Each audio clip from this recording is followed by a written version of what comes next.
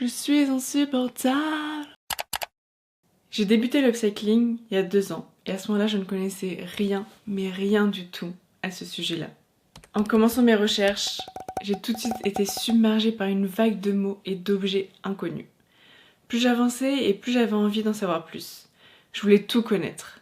Quand j'ai commencé, j'avais envie de m'acheter le meilleur matériel. Neuf évidemment, sinon c'est pas drôle. Je voulais une super machine à coudre et tous les gadgets possibles et inimaginables. Pourquoi ? Je ne sais pas. Ma mère se prenait également au jeu et m'achetait des milliards d'accessoires que je possède encore aujourd'hui. Beaucoup non utilisés.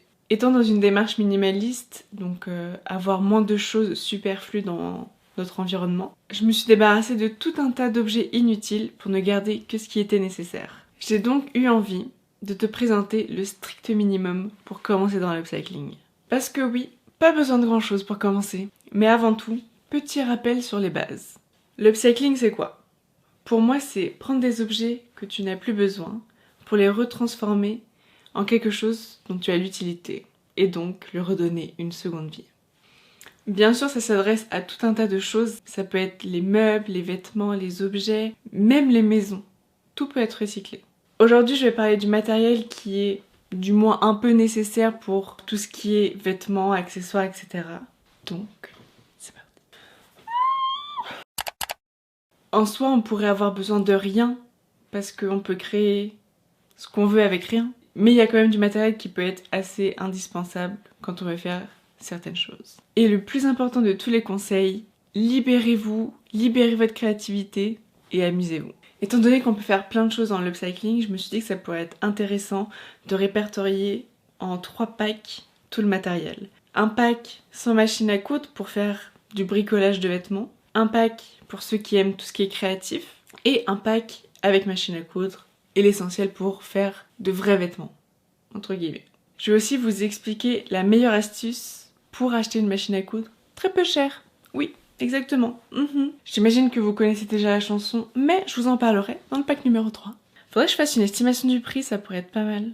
Avec d'occasion et neuf, sachant que occasion c'est un peu aléatoire. C'est parti avec le pack numéro 1. Je me suis demandé qu'est-ce qu'on aurait besoin pour faire certaines réparations sur ces vêtements, customiser légèrement, les modifier légèrement, leur redonner une nouvelle vie, les remettre à notre taille. Un peu ces basiques-là qu'on pourrait avoir besoin. Tout d'abord, je ne présente pas les ciseaux et la règle, c'est un peu bête, tout le monde en a chez soi. Peut-être. Ensuite, un grand classique, un petit nécessaire de couture avec quelques aiguilles et du fil noir et du fil blanc. Ça suffit, pas besoin de plus. Maintenant, un autre basique qu'on peut ne pas penser au début, c'est un découvite. Un découvite, ça permet de... Quand tu fais une erreur et que t'as cousu quelque chose alors que tu devais pas, bah franchement, c'est très pratique. Donc, je le conseille vivement. Ensuite, ce qui peut être pratique, des fois, on a besoin en couture de maintenir le vêtement avec des pinces. Pour ça, on a des choses chez nous qui peuvent nous servir, comme des pinces à linge, des trombones si le tissu est pas trop épais, des pinces en tout genre, pinces pour cheveux, pinces en tout genre. Après, dans tous les cas, ça coûte pas très cher, mais on peut très bien faire sans et avec ce qu'on a à la maison. Toujours réutiliser ce qu'on a à la maison. Et en dernier élément que je trouve assez important, il n'est pas indispensable, mais il peut être cool, c'est de la colle à textile. En fait, ça permet de, pour les gros feignants comme moi, de ne pas coudre, parce que franchement, coudre à la main, c'est un peu long. T'as juste à coller ton ourlet, à coller ton ourlet. Je sais pas qu'est-ce qu'on pourrait faire avec la colle à textile. Tu peux assembler aussi 2 bouts de tissu ensemble. Tu peux faire ce que tu veux. Donc voilà, la colle à textile, c'est super cool et très pratique. Genre, c'est vraiment une colle très forte. Genre un peu comme de la colle forte, normale. Voilà. Donc pour moi, ça, c'est des basiques à avoir. C'est la base, ça permet de faire un minimum de réparation, comme réparer son bouton, faire un ourlet à son jean, essayer de le resserrer un peu à la taille, couper un t-shirt pour qu'il devienne un crop top. Il y a des milliards de possibilités avec juste ce pack. Amusez-vous déjà avec juste ça. Du coup, pour ça, on peut tout trouver à Emmaüs, sauf le plus compliqué, je dirais, c'est la colle à textile. bah souvent c'est plus en magasin normal qu'on va l'acheter. Ou alors, sinon Le Bon Coin, peut-être des gens en ont acheté, ils n'en veulent plus. Ça peut être aussi une bonne idée. Et si vous n'avez pas d'Emmaüs, Le Bon Coin, je suis sûre qu'il y a des milliards de packs de couture chez vous. N'achetez pas des milliards de fils de couleurs. Je trouve que ça n'a pas d'utilité, surtout dans ce pack-là, et même dans le pack où on fait de la couture avec une machine à coudre. Personnellement, j'en ai plein, parce que bah vous connaissez ma passion pour les gadgets, mais j'en ai pas racheté depuis. Ils sont toujours là, donc ça sert à rien d'acheter plein de fils de couleurs.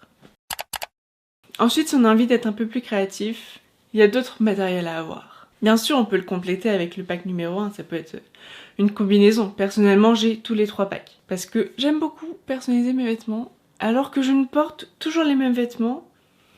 Me demandez pas pourquoi. Mis à part faire de la couture et transformer son vêtement, on peut le peindre ou faire des broderies. J'ai pas d'autre idée en tête. Ou le teindre. Ah, j'avais pas pensé à ça. Donc voilà, on a ces 3 possibilités, le peindre, le broder ou le teindre. Pour la teinture, il existe des teintures dans les supermarchés. Il y en a même à Emmaüs, j'en ai chez moi qui viennent d'Emmaüs, des violettes, des mauves très jolies. Concernant tout ce qui est broderie, il faut juste des aiguilles à broder et des fils pour faire de la broderie. Mais alors là, les gars, il y en a des millions à Emmaüs. N'allez pas en acheter en vrai, ça coûte beaucoup trop cher. À Emmaüs, ça coûterait 50 centimes sans bobine. Ou même Le Bon Coin, il y en aura pour des bonnes affaires, j'en suis sûre. Voilà, c'est tout pour la broderie, rien de plus. Enfin, si, il faut un ciseau pour couper le fil, mais je pense que j'ai pas besoin de le préciser, non? Ma personne est chiante. J'arrête de me critiquer. On a dit que j'arrêtais de me critiquer depuis la vidéo du corps. Reprenons nos moutons. Nous avons la peinture. La peinture textile, bien sûr c'est indispensable, sinon tu peux pas en peindre. Moi je conseille fortement d'acheter de la peinture acrylique et de le mélanger avec un produit médium textile. Premièrement, c'est 2 fois moins cher que les petits pots de peinture textile. Franchement, c'est 1000 fois mieux que les petits pots de peinture. Moi je déteste. Je déteste la texture en fait. Donc achetez du médium textile. Il y en a bien sûr dans tous les trucs d'art. Je pense qu'on peut en trouver quand même sur Le Bon Coin. J'ai pas cherché. Je crois le mien, ça fait genre 2 ans que je l'ai et il est à la moitié. Alors je ne peins pas tous les jours, mais quand même j'ai fait des petits trucs avec. Et il est que là. Ça dure longtemps, c'est pour ça que je vous dis de garder ça. Et pour tout ce qui est peinture acrylique, franchement, Le Bon Coin, il y en a énormément. Ça sert à rien d'en acheter des neufs, sauf si vous voulez une couleur très précise, mais on peut trouver facilement les couleurs primaires sur Le Bon Coin et faire nos petits mélanges nous-mêmes. Bien sûr, je précise pas, mais il faut des pinceaux et un verre d'eau pour tremper le pinceau. Oui, mais j'ai besoin de préciser au cas où on comprenne pas, parce que ça va dans le pack quand même. Bon, j'arrête. Ah, et chose importante, faut un fer à repasser. Alors j'en avais pas, j'en ai acheté un exprès. Je crois que j'ai acheté 5 € à une étudiante qui le vendait, qui s'en savait pas. Vive les affaires. Donc voilà, maintenant, il n'y a plus que la créativité et toi pour te mettre au travail. Fais attention à elle parce que elle va te savater la gueule si tu fais rien. Ensuite, nous arrivons au pack exceptionnel, le pack numéro 3, le pack pour la couture. Alors, pour faire de la vraie couture, même si on peut déjà faire beaucoup avec le premier pack, mais il faut quand même beaucoup de patience à coudre à la main, ça c'est sûr. Bien sûr, dans ce pack-là, il est nécessaire d'avoir une machine à coudre, c'est vital. On va pas mourir si on n'a pas de machine à coudre, mais franchement, ça peut être d'une grande utilité. Bien sûr, on peut ajouter tout ce qu'il y a dans le pack 1, c'est-à-dire une règle, un ciseau. Oui, j'ai oublié ce que j'ai déjà mis dans mon premier pack. Un nécessaire de couture avec des aiguilles et du fil noir et blanc. Pas besoin de plus, je le répète. N'achetez pas ça de couleurs différentes. Je dis non, jamais. Un découvite et bien sûr, assez important, avoir des épingles parce que des pinces à linge, ça peut être pas très pratique parfois. Ah oui, et chose importante quand on fait de la couture, c'est d'avoir un stylo effaçable. Vous savez, les stylos pilotes qui s'effacent avec une gomme derrière. On a besoin de souvent faire des marques sur notre tissu. Pour tout ce qui est tissu et vêtements à transformer, je le redirai jamais assez, mais Emmaüs est rempli de tout ça. Il y a plein de vêtements moches à transformer pour 1 €, même pas. Et surtout, même pour vous entraîner dans les débuts, c'est incroyable. Ça fait de mal à personne et on adore. C'est maintenant donc l'heure de la machine à coudre. Déjà, premièrement, ce que je conseille quand on commence la couture, c'est d'en prendre une nulle et pas chère. pas forcément nul, mais au moins pas investir dans une machine à coudre qui coûte très cher. Parce que si ça vous plaît pas, bah faut la revendre et c'est chiant. Ou elle va rester encombrée dans votre chez vous, et ça on n'aime pas l'encombrement. Comme ça, vous pouvez savoir après quelle machine vous voulez avoir. C'est mieux de commencer comme ça. J'ai pas fait pareil. Ah si, j'ai fait pareil un peu, j'ai testé avec la machine de ma mère. Maintenant vous me direz, mais comment on achète cette machine à coudre si peu chère? Alors il en existe des pas chers sur Amazon, je ne sais quel site, qui te le proposeront à 70 €, 80 €, 100 €. Mais non, on n'achète pas neuf, c'est nul. Même si la mienne je l'ai acheté neuf, avant de connaître tout ça. L'histoire folle, c'est que la mienne je l'ai acheté neuf. Je l'ai déjà raconté cette histoire, mais c'est pas grave. Je l'ai acheté neuf, du coup il y a 3 ans à 300 € environ. J'ai trouvé la même cette année à Emmaüs à 90 €. Franchement, je raconterai cette histoire tout le temps tellement je suis encore choquée. La différence de prix, c'est ouf. Pour moi, trouver une machine à coudre, l'idéal c'est sur Le Bon Coin. La majorité des gens vendent dessus et c'est trop bien. On adore cette application. Pour moi, on peut trouver une machine à coudre dans les 50 €. Et la chose pour moi la plus importante, c'est que quand on commence la couture, on est vraiment perdu, on sait pas du tout quoi regarder quand on achète une machine à coudre. Je vais vous dire ce qui pour moi est important et est essentiel d'une machine à coudre au départ. Déjà l'idéal c'est de pouvoir aller chercher sa machine à coudre et de la tester sur place. Selon moi, une machine à coudre doit avoir le point droit. En même temps, si on en a pas, c'est pas une machine à coudre. Et le point zigzag pour faire les finitions. En bonus, c'est bien d'avoir le point de boutonnière et le point zigzag en pointillé pour les matières stretch.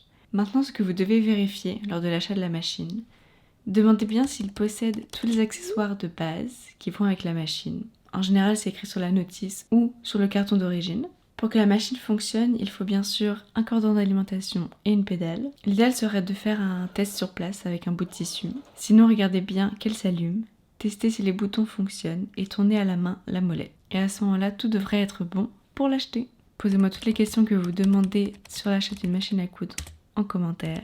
J'y répondrai avec plaisir. Vous avez toutes les astuces pour acheter du matériel pas cher et aussi le matériel indispensable et vraiment il y a très peu de matériel à avoir donc ne vous prenez pas la tête, c'est ça qui est important. Ah et à demain? Pourquoi à demain? Non?